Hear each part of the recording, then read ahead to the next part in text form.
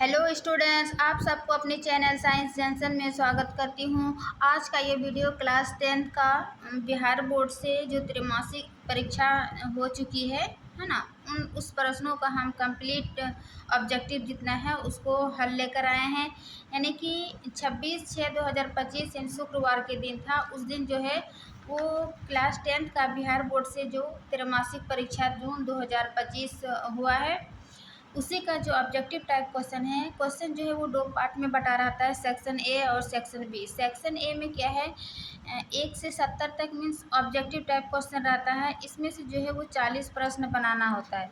जबकि section B में long answer type question रहता है और शॉर्ट आंसर है ना, आंसर टाइप क्वेश्चन रहता है।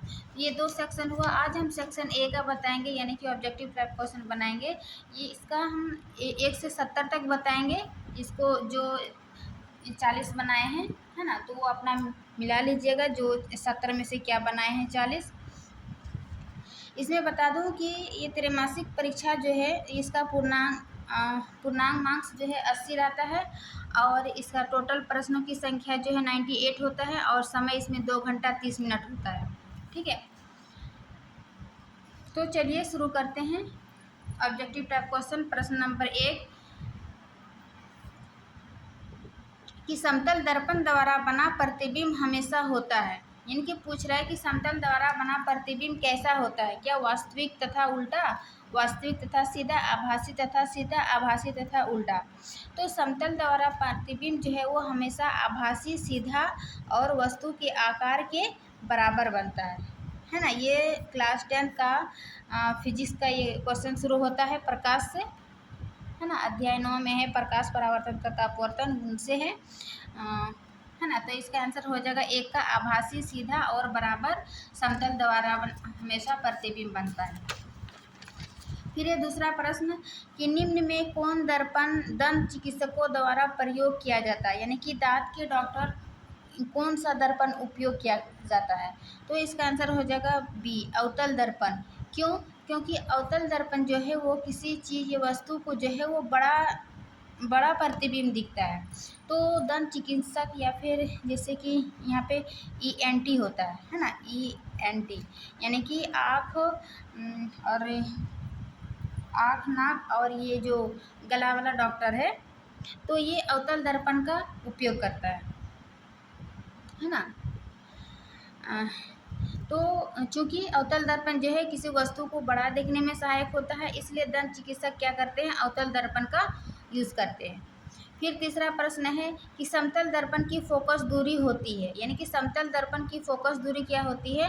तो इसका आंसर हो जाएगा अनंत, यानी कि समतल दर्पण की फोकस दूरी जो है वो अनंत होती है।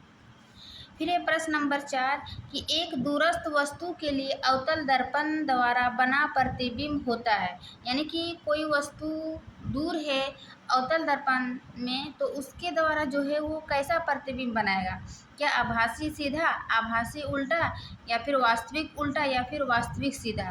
तो अवतल द्वारा एक दूरस्थ वस्तु के लिए जो अवतल दर्पण द्वारा प्रतिबिंब बनता है वो वास्तविक, उल्टा और छोटा प्रतिबिंब बनाता है ना। ये सभी प्रकाश चैप्टर का है। प्रकाश चैप्टर में जो अवतल दर्पण है, उत्तल दर्पण है और समतल दर्पण, इन सभी का जो गुण बताया गया है। यदि आप इसका थ्योरी पढ़ना चाहते हैं तो ये हमारे चैनल पर प्लेलिस्ट बना हुआ है, यानी कि 1 शॉट वीडियो में क्लास 10 का हम पहले केमिस्ट्री देखे, बायोलॉजी, अभी फिजिक्स चल रहा है, यानी कि अध्याय 10 तक हम पढ़ा चुके हैं। उसमें मानव नेत्र तथा रंग बिरंगा संसार। तो आप यदि वीडियो से पढ़ना चाह रहे थ्योरी, तो आप चैनल पर जाके पढ़ सकते हैं। क्योंकि आप देख सकते हैं कि ये जो हम नोट्स हैं NCERT का ही हूबहू बनाते हैं, यानी कि हर टॉपिक जो कवर करते हैं पॉइंट टू पॉइंट नोट्स तैयार करते हैं, ताकि जो आपको पढ़ने में आसानी हो और कम समय में जो है आप अच्छा कंटेंट मिल पाएगा, है ना, एक नोट्स से। ठीक है, तो आप यदि देखना चाहते हैं तो मेरा चैनल पर जाके देख सकते हैं। फिर अब हम आते हैं प्रश्न नंबर 5 कि मुख्य अक्ष क्या होता है। यानी कि जब हम गोलीय दर्पण पढ़ते हैं, इस प्रकार के गोलीय दर्पण, अवतल दर्पण, उत्तल दर्पण, या फिर लेंस है, अवतल लेंस, उत्तल लेंस, तो उसमें मुख्य अक्ष होती है। यानी कि मुख्य अक्ष क्या होता है, जैसे कि ये भी कोई दर्पण है, ये जो सीधी लाइन है ना, ये पोल है, ये केंद्र है, तो इसका ये मुख्य अक्ष हो जाता है। यानी कि मुख्य अक्ष केंद्र और ध्रुव से गुजरती रेखा, ये जो केंद्र और ध्रुव से है ये गुजरी हुई रेखा, इसको क्या कहेंगे? मुख्य अक्ष कहेंगे। तो यहाँ पर भी वही बोल रहा था कि मुख्य अक्ष जो है वो केंद्र और ध्रुव से गुजरती रेखा को क्या कहेंगे? मुख्य अक्ष। फिर प्रश्न 6 कि गोलाकार दर्पण की वक्रता त्रिज्या होती है। यानी कि गोलाकार दर्पण की वक्रता त्रिज्या क्या होती है? तो ये हो जाएगा उसकी फोकस दूरी का दोगुना, क्योंकि आर बराबर जो है वो 2f होता है ना। पर इसमें थ्योरी में यदि पढ़े हैं तो आर बराबर 2f होता है। वहीं पर यहाँ भाषा में बोल रहा है कि गोलाकार दर्पण की वक्रता त्रिज्या क्या होगी? तो उसकी फोकस दूरी की दोगुनी, क्योंकि 2f है तो ये क्या हो जाएगा? फोकस दूरी की दोगुनी।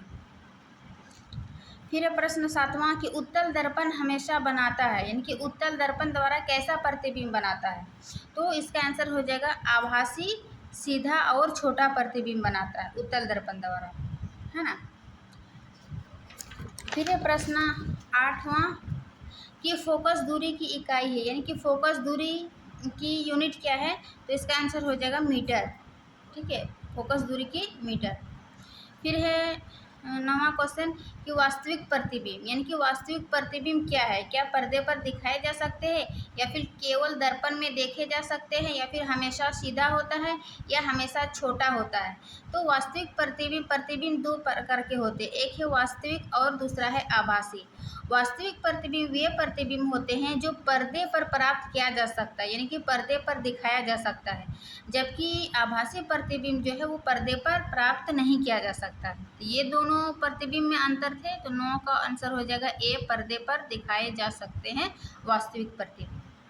ठीक है, अब 10वां क्वेश्चन देखते हैं कि यदि वस्तु अवतल दर्पण की वक्रता केंद्र पर है तो प्रतिबिंब होगा। यानी कि जब कोई वस्तु अवतल दर्पण की वक्रता केंद्र पर होती है तो उसका प्रतिबिंब कहाँ बनता है? तो जब कोई वस्तु सी पर यानी वक्रता केंद्र पर होती है तो इसका होगा समान आकार और सीधा, है ना। देखिए हम थ्योरी में बता चुके थे कि अवतल दर्पण द्वारा जो बिंब की स्थिति है ये 6 स्थिति है अवतल दर्पण द्वारा। तो यहाँ पर पूछ रहा है सी पर, है ना, वक्रता केंद्र पर है तो वो प्रतिबिंब की स्थिति सी पर ही बनेगा, समान साइज का बनेगा, वास्तविक तथा उल्टा बनेगा। ये सभी हम एक चार्ट की तरह हम बनाए हैं ताकि आपको एक ही जगह है जो है आप 6 इसका केस है अवतल दर्पण द्वारा, तो ये सभी आपको याद हो जाएगा। तो इसका आंसर हो जाएगा यहाँ पर 10 का, यदि वस्तु अवतल दर्पण के वक्रता केंद्र पर है तो प्रतिबिंब होगा समान आकार का, सीधा और सी पर ही बनेगा, वक्रता केंद्र पर भी ही बनेगा। ठीक है, तो ऑप्शन के अकॉर्डिंग ये हो जाएगा समान आकार का, सॉरी सीधा नहीं होगा, समान आकार का वास्तविक हम उल्टा, ये डी नंबर हो जाएगा 10 का। ठीक है,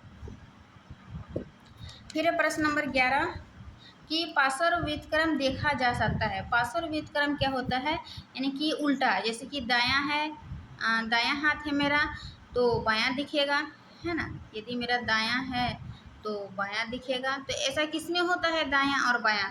जब हम समतल दर्पण, जब हम मिरर के सामने खड़े होते तो हमारा दायां हाथ बाएं दिखता है और बायां हाथ दाएं दिखता है। तो इसका क्या आंसर हो जाएगा? समतल दर्पण, यानी कि पार्श्व व्युत्क्रम देखा जाता है समतल दर्पण। ठीक है, उल्टा। फिर प्रश्न 12 कि ध्रुव और फोकस के बीच की दूरी को क्या कहते हैं? यानी कि ध्रुव और फोकस के बीच की दूरी को क्या कहेंगे? तो इसका आंसर हो जाएगा फोकस दूरी, है ना। ध्रुव और फोकस के बीच की दूरी को फोकस दूरी कहेंगे। फिर है प्रश्न 13 कि वाहनों में पीछे देखने के लिए प्रयोग किए जाने वाला दर्पण, यानी कि वाहन में जो पीछे देखने के लिए किस दर्पण का उपयोग करते हैं? तो इसका आंसर हो जाएगा उत्तल दर्पण। क्यों? क्योंकि वहाँ उत्तल दर्पण जो है वो बहुत अधिक क्षेत्र तक देखने को मिलता है और छोटा प्रतिबिंब दिखता है, इसीलिए छोटा प्रतिबिंब देखने के कारण जो है हम अधिक क्षेत्र तक देख पाते हैं, इसलिए वाहन के पीछे जो है उसका यूज़ किया जाता है उत्तल दर्पण का। ठीक है, अब है 14 नंबर क्वेश्चन कि अवतल दर्पण के द्वारा अनंत पर बना प्रतिबिंब होता है। यानी कि जब अवतल दर्पण द्वारा जब अनंत पर प्रतिबिंब बनता है तो कैसा प्रतिबिंब होता है? क्या अत्यधिक बड़ा, या फिर सीधा, या फिर छोटा, या फिर इनमें से कोई नहीं? है ना। तो जब अवतल दर्पण द्वारा अनंत पर बना प्रतिबिंब, जब अनंत पर प्रतिबिंब बनता है तो इसका हो जाएगा अत्यधिक बड़ा। क्योंकि ये देखिए अवतल दर्पण द्वारा जब 6 केस है ना, जब प्रतिबिंब अनंत पर बनता है, अनंत पर कब बनता है, जब बीम की स्थिति फोकस पर होती है तो अनंत पर बनता है, और लेकिन बीम की स्थिति अनंत पर है प्रतिबिंब तो अत्यधिक छोटा बनेगा। लेकिन अवतल दर्पण के द्वारा अनंत पर बना प्रतिबिंब, जब अनंत पर प्रतिबिंब बनता है यानी इसका मतलब फोकस पे रखी होगी बीम का स्थिति, उसके बाद अनंत पर बनेगा तो ये इसका होगा अत्यधिक बड़ा, है ना। 14 का हो जाएगा अत्यधिक बड़ा। ठीक है, फिर 15 नंबर क्वेश्चन कि यदि वस्तु अनंत पर है तो अवतल दर्पण में प्रतिबिंब बनता है। यदि वस्तु अनंत पर है तो अवतल दर्पण द्वारा प्रतिबिंब कहाँ बनता है, तो इसका हम अभी देखें।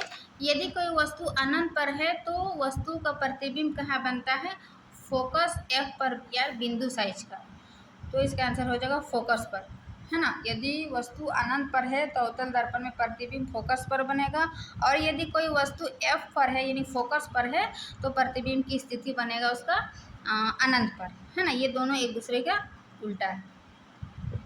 दर्पण सूत्र, दर्पण सूत्र क्या है, तो 1/F बराबर 1/U बटे 1/V, यानी कि है ना वस्तु की बीम और प्रतिबिंब, ठीक है। 1/V प्लस 1/U ये दर्पण का सूत्र है। फिर है 17 नंबर क्वेश्चन कि किस स्थिति में अवतल दर्पण वस्तु के समान आकार का प्रतिबिंब बनाएगा, यानी कि वस्तु कहाँ पर रखेंगे कि वस्तु का जो प्रतिबिंब है वो समान आकार का प्रतिबिंब बनाएगा। तो समान आकार का प्रतिबिंब देखिए एक ही केस पर बन रहा था, ये जब C पर रखेंगे यानी कि वक्रता केंद्र पर जब किसी वस्तु को रखते हैं तो उसके प्रतिबिंब की स्थिति भी C पर ही बनता है, समान साइज का और वास्तविक तथा उल्टा। देखिए एक ही अवतल दर्पण द्वारा जो बीम की स्थिति है उसी से कितना प्रश्न पूछा गया है, तो इसका आंसर हो जाएगा वक्रता केंद्र पर ही समान आकार का प्रतिबिंब बनेगा जब कोई वस्तु को समान आकार का प्रतिबिंब बनाएगा वक्रता केंद्र पर, ठीक है। अब हम आएंगे प्रश्न 18, 17 तक हो गया है। उत्तल दर्पण हमेशा बनाता है, यानी कि उत्तल दर्पण हमेशा कैसा प्रतिबिंब बनाएगा, तो उत्तल दर्पण जो है वो हमेशा आभासी सीधा और छोटा प्रतिबिंब बनाता है, ये उत्तल दर्पण, ठीक है। फिर है प्रश्न नंबर 19 कि समतल दर्पण द्वारा उत्पन्न आवर्धन होता है, यानी कि समतल दर्पण द्वारा जो उसका आवर्धन होता है, आवर्धन यानी कि एम से डिनोट करते हैं मैग्निफिकेशन, तो इसका आंसर हो जाएगा 1 से अधिक, है ना। एम का जो है बहुत केस है ना, जो हम इसका पढ़े थे थ्योरी में, ये जो आवर्धन होता है जब कोई प्रतिबिंब पॉजिटिव हो नेगेटिव हो तो क्या होगा, है ना, इस प्रकार। तो समतल द्वारा जो है वो 1+ होता है, यानी 1 से अधिक। फिर प्रश्न नंबर 20 कि जब आवर्धन ऋणात्मक होता है, यानी कि m, है ना, जब आवर्धन ऋणात्मक होता है तब किस प्रकार का प्रतिबिंब बनता है, तो इसका आंसर हो जाएगा वास्तविक और उल्टा, यानी कि जब आवर्धन जो है यानी कि m का मान ऋणात्मक होगा तो उसका प्रतिबिंब वास्तविक और उल्टा बनेगा, ठीक है। फिर है इसका 21वां समतल दर्पण द्वारा बनाए गए प्रतिबिंब के लिए निम्न में से कौन सही है, यानी कि समतल दर्पण द्वारा हम जान लेते हैं कि समतल द्वारा प्रतिबिंब किस प्रकार का होता है, तो हम नहीं को आसानी से हटा सकते हैं। जैसे कि समतल दर्पण द्वारा प्रतिबिंब जो है आभासी और सीधा बनाता है, पार्श्व रूप से उल्टा, यानी कि दायां हाथ मेरा बायां दिखता है, बायां हाथ दायां दिखता है, और वस्तु के समान आकार का ना बराबर प्रतिबिंब बनता है। तो इस प्रकार इसका तीनों समतल दर्पण द्वारा प्रतिबिंब का गुण था, लेकिन ये जो छोटा प्रतिबिंब नहीं दिखता है, तो 21 का हो जाएगा इसका सही आंसर डी, ठीक है। बाकी ये तीनों गुण जो है वो समतल दर्पण द्वारा है, बाकी ये सही नहीं है। फिर ये प्रश्न 22 कि सोलर कुकर में किस दर्पण का प्रयोग होता है, तो सोलर कुकर में जो है वो अवतल दर्पण का यूज़ करते हैं क्योंकि वो बड़ा देखने में। ठीक है, फिर है 23 क्वेश्चन कि समतल दर्पण में प्रतिबिंब की दूरी होती है। फिर वही बार बार समतल दर्पण, अवतल दर्पण, उत्तल दर्पण। समतल दर्पण में प्रतिबिंब की दूरी क्या होती है? तो प्रतिबिंब की दूरी वस्तु की दूरी के बराबर होती है। यानी कि जब कोई यहाँ मिरर रखेंगे तो वस्तु की दूरी है ना, वस्तु की जितनी दूरी रखेंगे, यदि हम 2 मीटर पर रखते हैं, 2 सेंटीमीटर पर रखते हैं, तो इसका प्रतिबिंब भी जो है वो 2 सेंटीमीटर पर ही बनेगा। यानी कि बिंब की दूरी बराबर वस्तु की दूरी। यहाँ पर भी वही पूछ रहा था कि समतल दर्पण में प्रतिबिंब की दूरी होती है वस्तु दूरी के बराबर, है ना। इसका आंसर हो जाएगा 23 का सी। फिर हम प्रश्न आगे देखेंगे 24 का कि जब वस्तु फोकस और ध्रुव के बीच होती है तो अवतल दर्पण द्वारा बना प्रतिबिंब होता है। यानी कि जब वस्तु को F और ध्रुव के बीच रखेंगे तो अवतल दर्पण द्वारा उसका प्रतिबिंब कहाँ बनेगा? तो इसका बनेगा आभासी, सीधा और बड़ा। ठीक है, 24 का बी। फिर है 25 का कि दूध से दही बनने की क्रिया एक उदाहरण है। यानी कि दूध से दही बनने की क्रिया किसका उदाहरण? क्या भौतिक है, क्या विघटन है, क्या उदासीनीकरण है, या फिर रासायनिक परिवर्तन? तो परिवर्तन जो है वो 2 प्रकार के पढ़े हैं मेनली, कि भौतिक और रासायनिक। भौतिक में क्या होता है, इससे कोई नया पदार्थ नहीं बनता है, जबकि रासायनिक में जो है इससे कोई नया पदार्थ बनता है। तो दूध से दही बनना, यानी कि दूध से दही बन गया, फिर दही से हम उसको दूध नहीं बनाया जा सकते हैं, तो ये एक प्रकार के जो है वो रासायनिक परिवर्तन हो गया। और दूध से दही बनना यह एक किण्वन प्रोसेस भी है ना, किण्वन प्रक्रिया। तो यहाँ पर चूंकि ऑप्शन के अकॉर्डिंग ये रासायनिक परिवर्तन हो जाएगा। फिर है क्वेश्चन 26 कि प्रकाश रासायनिक प्रक्रिया का एक उदाहरण है। इनकी प्रकाश रासायनिक अभिक्रिया किसका उदाहरण है? तो विद्युत अपघटन, उबालना, जंग लगना, ये सभी तो नहीं लगती है। ये जो प्रकाश संश्लेषण की क्रिया है वो क्या होती है? प्रकाश को रासायनिक अभिक्रिया में चेंज होता है, इसीलिए ये प्रकाश रासायनिक अभिक्रिया इसका उदाहरण हो जाएगा प्रकाश संश्लेषण। जो कि प्रकाश संश्लेषण जो है वो पौधे सूर्य की उपस्थिति में कार्बन डाइऑक्साइड प्लस जल के साथ अभिक्रिया करके क्या बनाता है? ग्लूकोज और ऑक्सीजन देता है। इसीलिए प्रकाश जो है वो रासायनिक अभिक्रिया का एक उदाहरण है, प्रकाश संश्लेषण। ठीक है, अब प्रश्न देखते हैं 27 नंबर कि निम्नलिखित में कौन एक रासायनिक परिवर्तन है? रासायनिक परिवर्तन क्या होगा जिससे नया पदार्थ बनेगा? बर्फ का पिघलना क्या एक रासायनिक है या तो भौतिक है? कागज को फाड़ना, यदि कागज को फाड़ना तो उसको फिर जोड़ भी सकते हैं। कागज का जलना ये हुआ रासायनिक परिवर्तन। जब एक बार कागज जल जाती है तो फिर उसको पुनः हम कागज प्राप्त नहीं कर सकते हैं, यानी कि ये बिल्कुल नया पदार्थ बन गया। तो ये एक प्रकार के क्या हो जाएगा? रासायनिक परिवर्तन। जबकि पानी में नमक घुलना यह क्या हो जाएगा? भौतिक परिवर्तन। ठीक है, जो पढ़े हैं उसके लिए तो आसान होगा, यानी कि चैप्टर से ही प्रश्न पूछा गया है। जैसे प्रकाश है तो प्रकाश से ही 20 चैप्टर पूछ लिए। फिजिक्स का इधर से कम, फिजिक्स तो समतल दर्पण यहाँ तक था, ख़त्म हो गया। अब यहाँ से जो है वो केमिस्ट्री का प्रश्न शुरू होती है ना।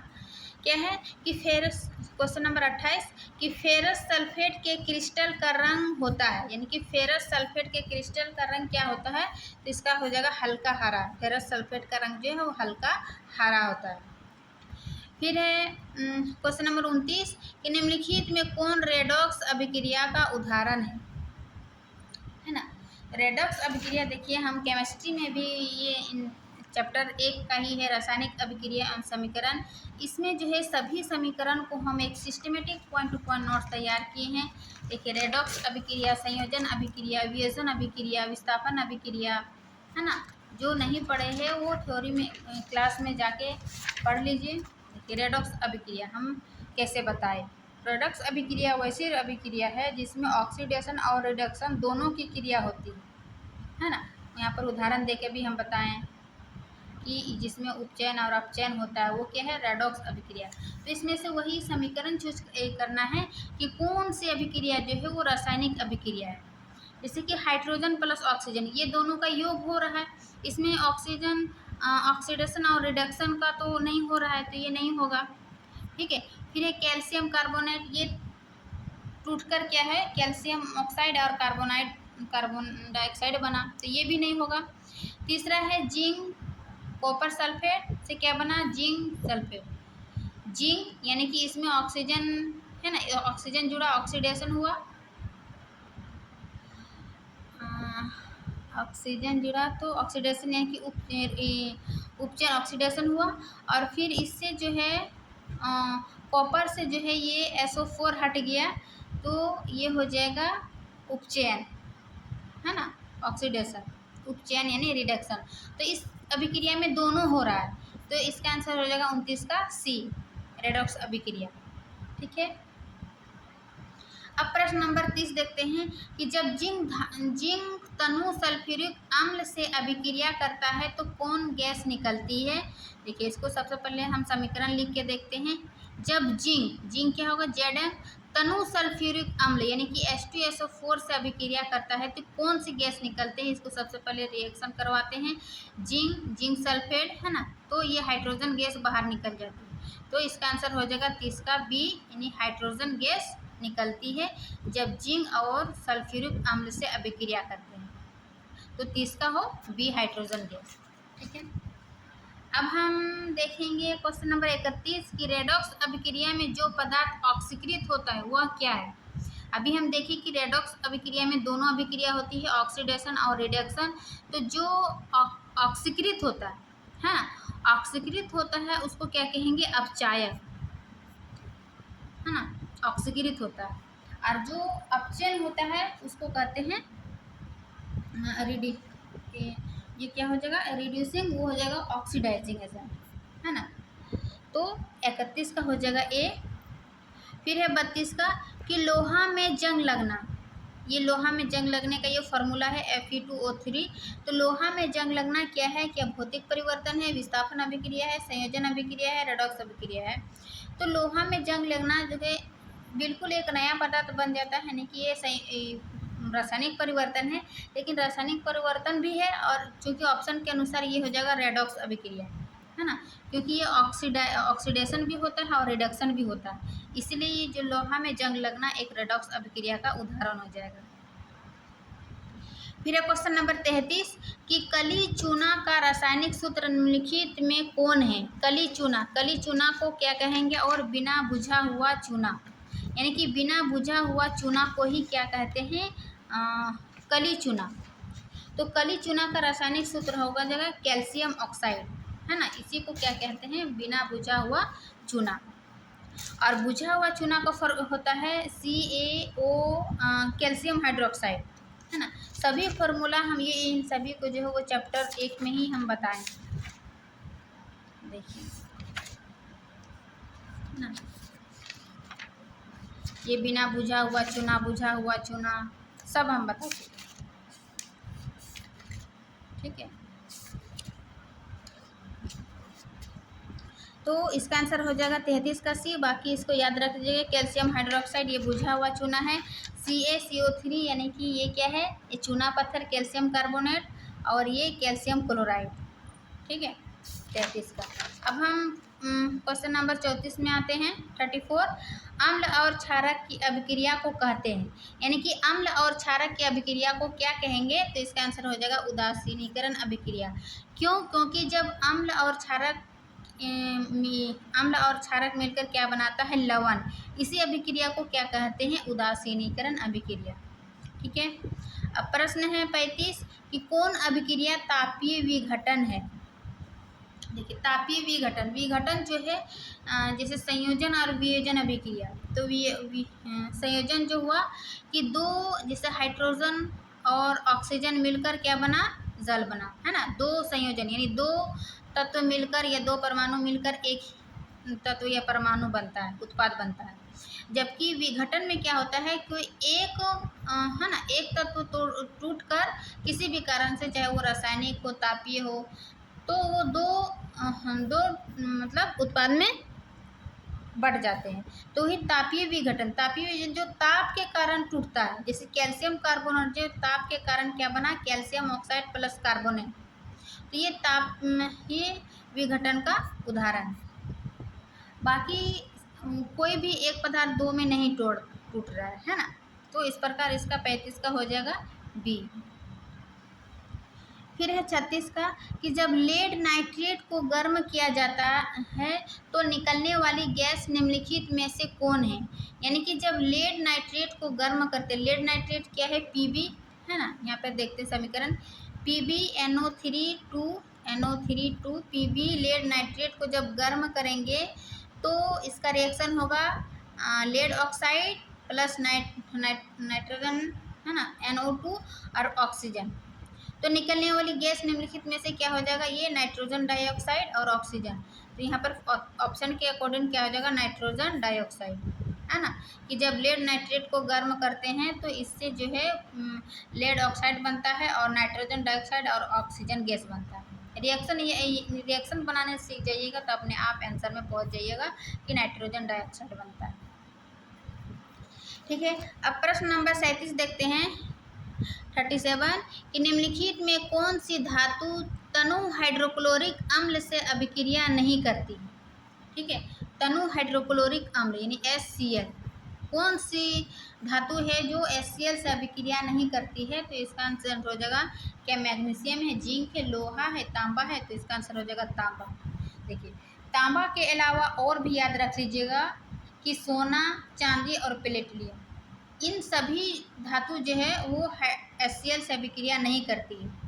सोना, चांदी, प्लेटिनम और तांबा, ये 4 धातु जो है वो HCl से अभिक्रिया नहीं करती। ठीक है, तो 37 का हो जाएगा सी। फिर है 38 का कि जिस रासायनिक अभिक्रिया में ऊष्मा अवशोषित होती है उसे कहते हैं। यानी कि जो ऊष्मा को अपने अंदर एब्जॉर्ब करती है, हीट को, उसको क्या कहेंगे।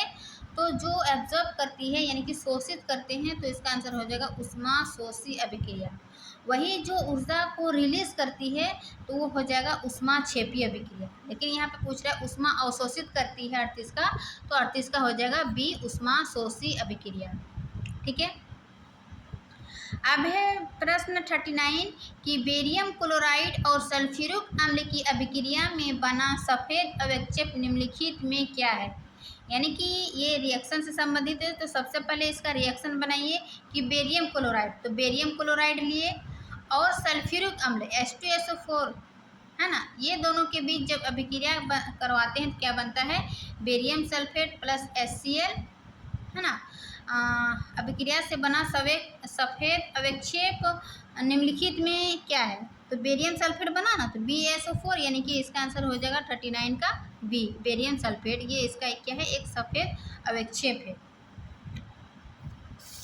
अब हम प्रश्न देखेंगे 40 क्या है कि बिजली की सहायता से धातु की परत चढ़ाने की प्रक्रिया को कहते हैं। यानी कि बिजली की सहायता से धातु की परत चढ़ाने की प्रक्रिया को क्या कहते हैं। तो इसका हो जाएगा बिजली से जो परत चढ़ाई जाती है तो उसको कहेंगे विद्युत लेपन या फिर विद्युत अभिलेपन। ठीक है, तो 40 का हो जाएगा डी आंसर। फिर 41 का कि निम्नलिखित में कौन सा एक संतुलित रासायनिक समीकरण है। संतुलित रासायनिक समीकरण फर्स्ट चैप्टर में है, जो अभी हम दिखाए आपको नोट्स, इसी में हाँ, रासायनिक अभिक्रिया एवं समीकरण, इसी में संतुलित रासायनिक समीकरण है। रासायनिक समीकरण को संतुलित कैसे करते हैं, है ना। तो जैसे कि दायां और बायां दोनों भाग में मतलब उसके जो है ना, अभिकारक और उत्पाद, ये दोनों की जो है वो उसकी बराबर होना चाहिए परमाणु संख्या। ठीक है, जैसे यहाँ हाइड्रोजन है, 2 हाइड्रोजन, तो इधर भी हाइड्रोजन, ऑक्सीजन 2 है तो इधर 2 नहीं है, तो ये रासायनिक संतुलित नहीं है। ठीक है, फिर नाइट्रोजन 2, हाइड्रोजन 2, नाइट्रोजन 2, ये भी नहीं है। कैल्शियम 1, ऑक्सीजन 2, कैल्शियम 1, ऑक्सीजन 2, ये भी नहीं होगा। जैसे मैग्नीशियम 2, ऑक्सीजन 2, तो 2 यहाँ लगा दिए, 2 मैग्नीशियम 2 ऑक्सीजन, यानी कि ये रासायनिक समीकरण है। ये चूज करना था कि कौन सा एक संतुलित रासायनिक समीकरण है, तो इसका आंसर हो जाएगा ये। यानी कि दोनों तरफ उत्पादों की संख्या, अभिकारक की संख्या और उत्पादक की संख्या जो है, परमाणु संख्या, दोनों बराबर होना चाहिए। तो ऑप्शन के अनुसार 41 का हो जाएगा डी। अब है 42 का कि शोषण में किस प्रकार की अभिक्रिया होती है। यानी कि शोषण में किस प्रकार की अभिक्रिया होती है, क्या संयोजन है, विस्थापन है, ऊष्माशोषी, ऊष्माक्षेपी है। देखिए, जब हम शोषण यानी कि सांस लेते हैं तो क्या उत्पन्न होती है, हमें क्या ऊर्जा और जो है उष्मा भी निकलती है, यानी कि कुछ हीट हीट निकलती है, उसका क्या कहेंगे, उष्माक्षेपी। अभी हम पिछले देखें कि जिससे जो है उष्मा अवशोषित होती है, जिस रासायनिक अभिक्रिया में उष्मा अवशोषित होती है उसको क्या कहेंगे, उष्मा शोषी, है ना, अवशोषित। और जिससे रिलीज होती है उसको कहेंगे उष्माक्षेपी। तो शोषण क्या है, एक उष्माक्षेपी अभिक्रिया है जिससे वो क्या करती है, वो उष्मा को रिलीज करती है। तो शोषण एक प्रकार का उष्माक्षेपी अभिक्रिया हो जाएगा 42 का बी। अब हम देखेंगे 43 क्या है कि कार्बन डाइऑक्साइड और चूना जल की अभिक्रिया में क्या बनता है, यानी कि कार्बन डाइऑक्साइड और चूना जल की अभिक्रिया से क्या बनता है। तो इसका सबसे पहले अभिक्रिया बनाते हैं कि CO2 कार्बन डाइऑक्साइड और चूना क्या होता है, कैल्शियम हाइड्रोक्साइड, इससे अभिक्रिया करते हैं तो क्या बनता है, कैल्शियम कार्बोनेट प्लस जल। तो ऑप्शन के अनुसार हो जाएगा कैल्शियम कार्बोनेट। ठीक है, ये कार्बन डाइऑक्साइड चूना जल की अभिक्रिया से बना कैल्शियम कार्बोनेट। फिर है 44 का कि निम्नलिखित में कौन रासायनिक अभिक्रिया का उदाहरण नहीं है पूछ रहा रासायनिक अभिक्रिया। रासायनिक अभिक्रिया, लोहे में जंग लगना, ये भी एक रासायनिक अभिक्रिया है। दूध का खट्टा होना, कोयले का जलना, पानी का उबलना, दूध का खट्टा होना, ये भी रासायनिक अभिक्रिया है। कोयले का जलना, ये भी रासायनिक है। कौन सा नहीं है, यानी कि पानी का उबलना, यह क्या है, एक भौतिक परिवर्तन। तो इस प्रकार इसका 44 का हो जाएगा सी। ठीक है, अब 45 का है कि कॉपर सल्फेट घोल का रंग क्या होता है, यानी कि कॉपर सल्फेट का घोल का रंग किस प्रकार का होता है। कॉपर सल्फेट यानी कि CuSO4, तो इस घोल का रंग होता है नीला, है ना, रिएक्शन से पता चलता है। जो बुक में एक्टिविटीज़ दी रखी है उसी बुक से निकाला है कि उसका रंग जो है कौन सा अवक्षेप या कौन सा रंग निकलता है। इन सभी एक्टिविटीज़ को जो है हम अपने नोट्स में, हम अपने वीडियो में बता चुके हैं थ्योरी क्लास में। यदि आप देखना चाहते हैं तो आप चैनल पर जाके देख सकते हैं। तो 45 का हो जाएगा बी, है ना। अब हम देखेंगे 46 का कि जब लोहे की कील कॉपर सल्फेट के घोल में डाली जाती है तब क्या होता है। जब लोहे यानी कि Fe को कॉपर सल्फेट में के घोल में डालते हैं तो ये क्या करता है, आयरन जो है वो कॉपर को विस्थापित कर देता है और ये आयरन सल्फेट बनाता है और कॉपर को बाहर कर देती है। तो इससे क्या होता है, लोहे पर तांबे की परत पड़ जाती है, यानी कि वही लोहे की तांबे की परत जो है वो जम जाती है। इसका 46 का हो जाएगा बी। अब हम देखेंगे 47 का कि जब लेड नाइट्रेट को गर्म किया जाता है तो क्या देखा जाता है, यानी कि लेड नाइट्रेट यानी कि PbNO3O, इसको गर्म करेंगे तो ये जो लेड ऑक्साइड बनता है और नाइट्रोजन डाइऑक्साइड बनता है और ऑक्सीजन। तो ये PbO ये क्या है, एक पीला ठोस अवक्षेप है ना। तो इसका आंसर हो जाएगा सफ़ेद धुआं, हरी गैस, लाल धुआं नहीं, ये भूरा धुआं और पीला अवक्षेप बनाता है जब लेड नाइट्रेट को गर्म किया जाता है। तो इसका 47 का हो जाएगा बी।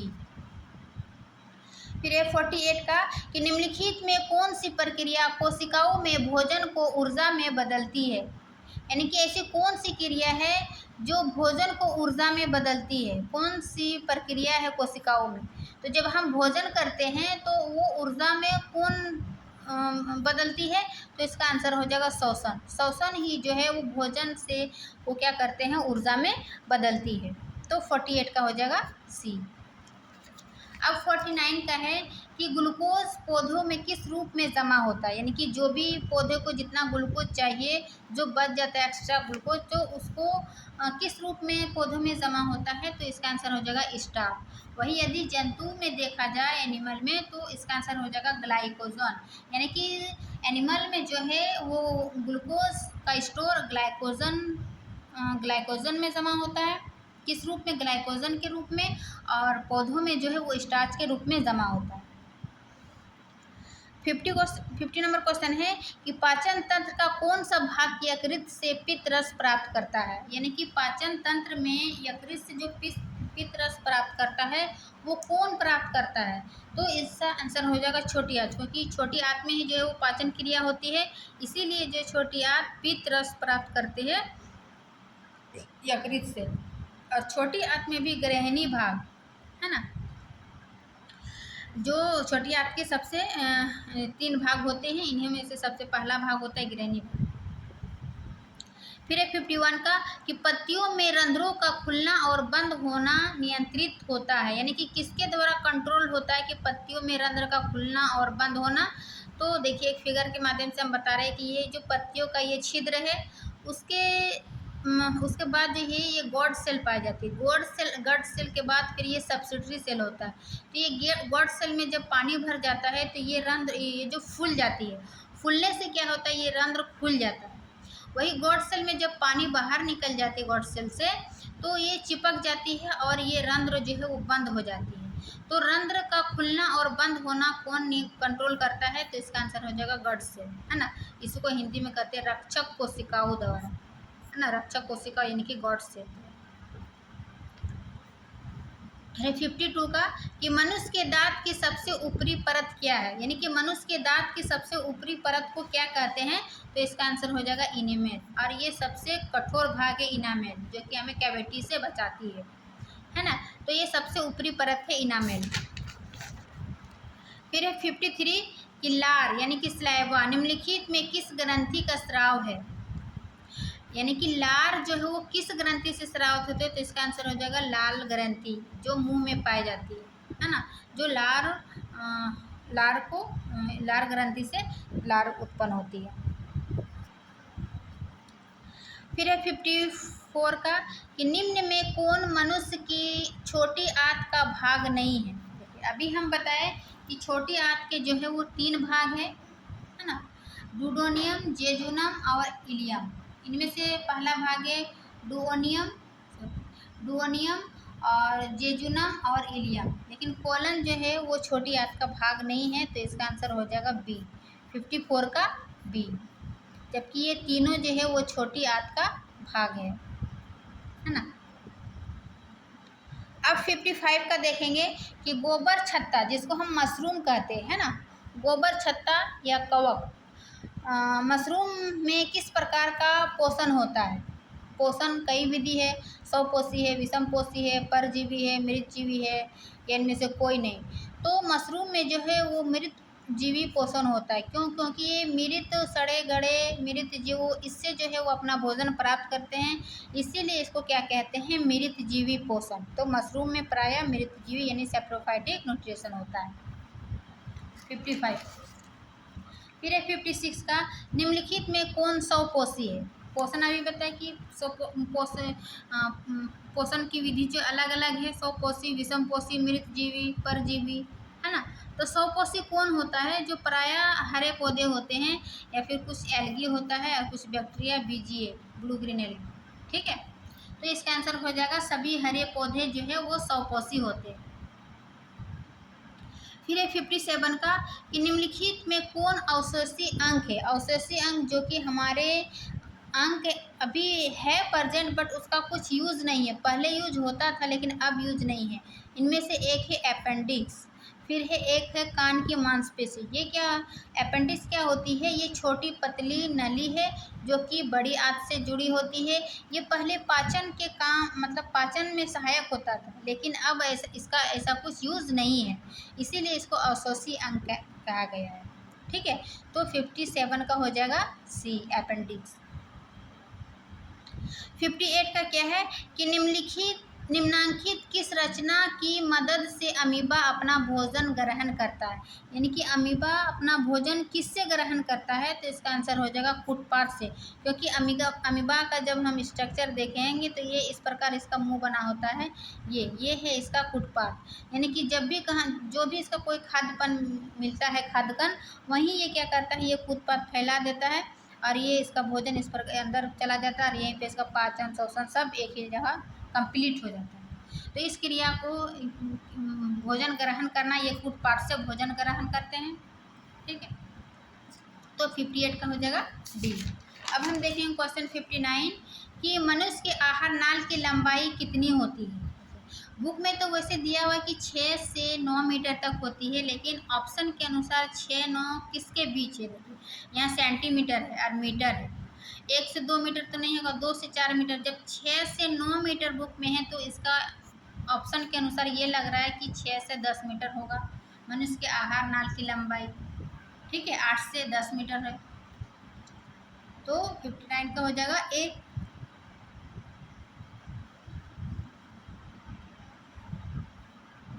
अब है 60 का कि निम्नलिखित में कौन श्वसन क्रिया के उपरांत बनते हैं, यानी कि श्वसन क्रिया के बाद क्या बनता है। तो श्वसन क्रिया के बाद बनता है ये कार्बन डाइऑक्साइड, जल एवं ऊर्जा, है ना। जब हम भोजन करते हैं तो उसको ऊर्जा में कौन कन्वर्ट करते हैं, अभी हम इसका पिछले क्वेश्चन में देखें तो इसका आंसर था श्वसन। अब श्वसन क्रिया के बाद क्या बनता है, तो इसका आंसर हो जाएगा कार्बन डाइऑक्साइड, जल एवं ऊर्जा, ये 3 चीज बनती है श्वसन क्रिया के बाद, है ना। तो इस प्रकार 60 का हो जाएगा सी।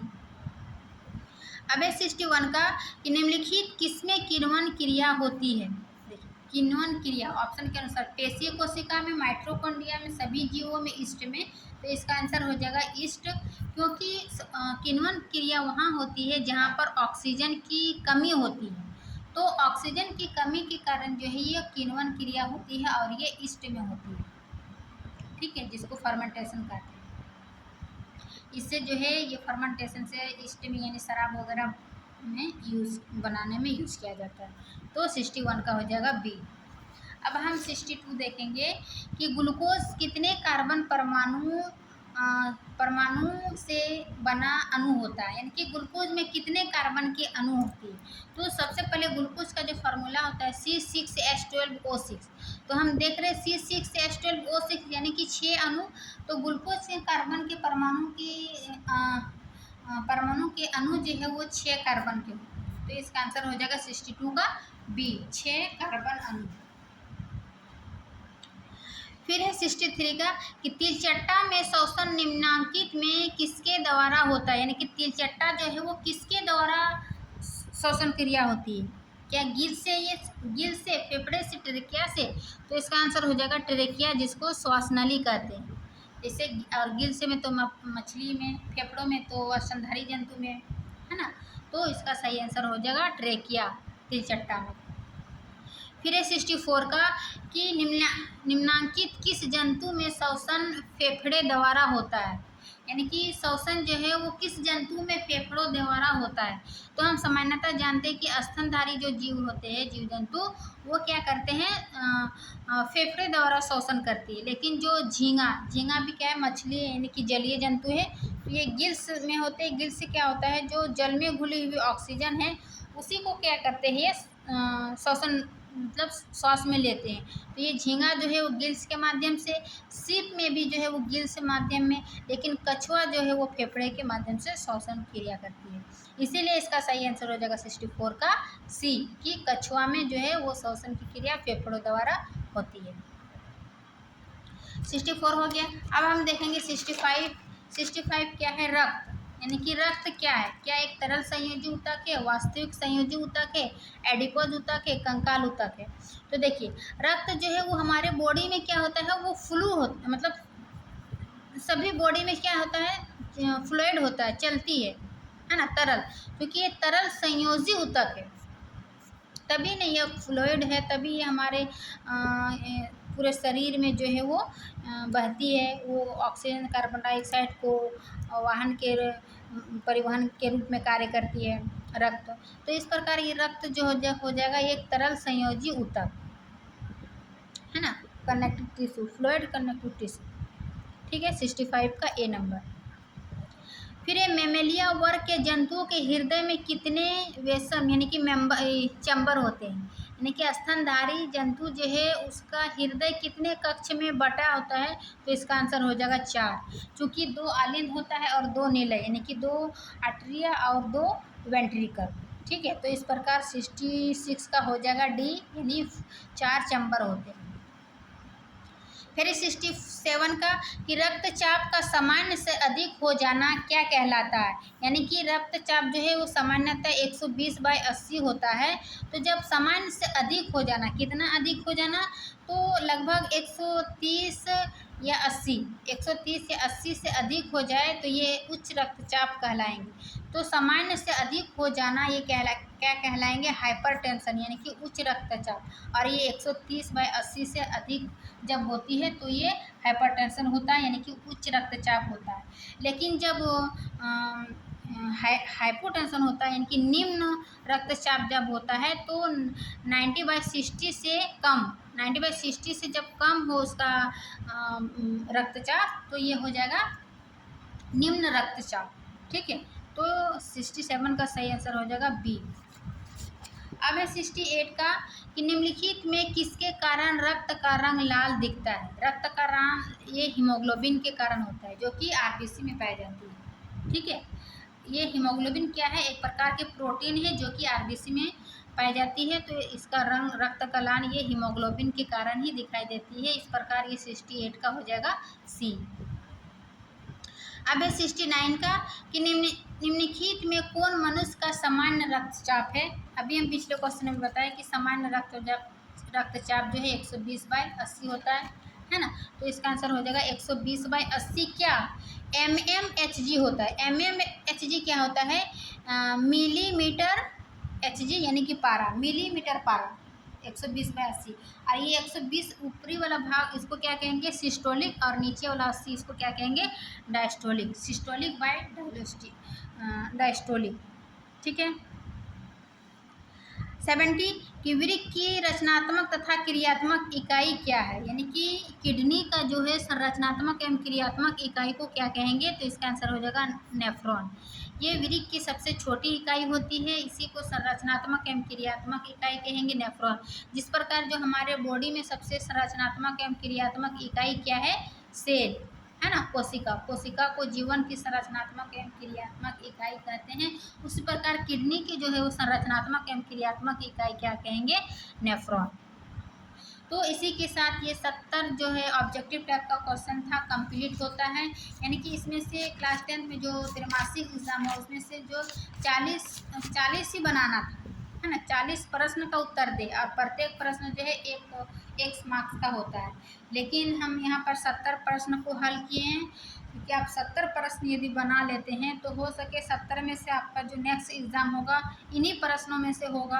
और यदि एक ऑप्शन को हम डिटेल से पढ़ते हैं तो उसी से इर्द गिर्द जो है वो प्रश्न पूछा जाता है। ठीक है, तो आशा करती हूँ कि ये वीडियो अच्छी लगी होगी। वीडियो अच्छी लगी तो लाइक एंड सब्सक्राइब ज़रूर करिए। और अगर आप क्लास 10 का थ्योरी देखना चाहते हैं तो ये हमारे प्लेलिस्ट में चैप्टर वाइज 1 शॉर्ट वीडियो बना हुआ है। एक बार पहले हम 1 शॉर्ट थ्योरी बताए हैं, यानी कि हम अपने नोट से ही एक सिस्टमेटिक ढंग से पॉइंट टू पॉइंट नोट्स तैयार करके बताए हैं। उसके बाद हम इसका कंप्लीट प्रश्न उत्तर एक वीडियो में बनाए, यानी कि एक अध्याय का 2 वीडियो होगा, एक थ्योरी का होगा और एक कंप्लीट प्रश्न उत्तर। चाहे वो प्रश्न उत्तर अध्याय के बीच का हो या फिर अध्याय का लास्ट यानी कि अभ्यास में जो रहता है, उन सभी प्रश्न उत्तर को हम एक ही वीडियो में लेकर आए हैं कंप्लीट, ताकि आपको इधर उधर कहीं खोजने की या फिर कोई और वीडियो को देखने की आवश्यकता ना हो। इसीलिए हम एक चैप्टर को 2 पार्ट में बांटते हैं, एक 1 शॉर्ट थ्योरी, एक 1 शॉर्ट प्रश्न उत्तर। तो जिसको देखना है थ्योरी वो आप क्लास 10 में प्लेलिस्ट में बना हुआ है, आप वहाँ से जाके देख सकते हैं और इसका ऑब्जेक्टिव आप बना लीजिए। तो चलिए इसी के साथ ये वीडियो समाप्त करती हूँ। वीडियो अच्छी लगी तो लाइक एंड सब्सक्राइब ज़रूर करिए। मिलते हैं नेक्स्ट क्लास में, तब तक के लिए थैंक यू।